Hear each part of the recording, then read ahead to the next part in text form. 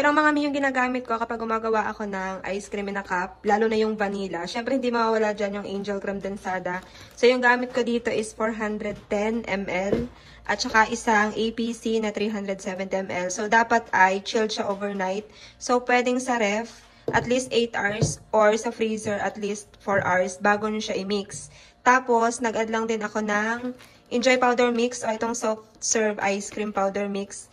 And vanilla flavor po yung aking ginagamit. So, sa measurement naman ito, gumagamit lang ako ng tatlong 1/8 cups nitong Enjoy Powder Mix. So, syempre, mix nyo muna to ng at least 5 minutes. Tapos, saka nyo siya ilagay itong Enjoy Powder.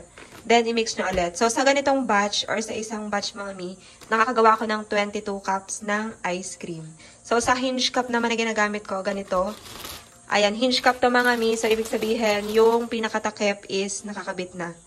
And clear din siya and transparent. So, yung pinaka-ice cream po is kita.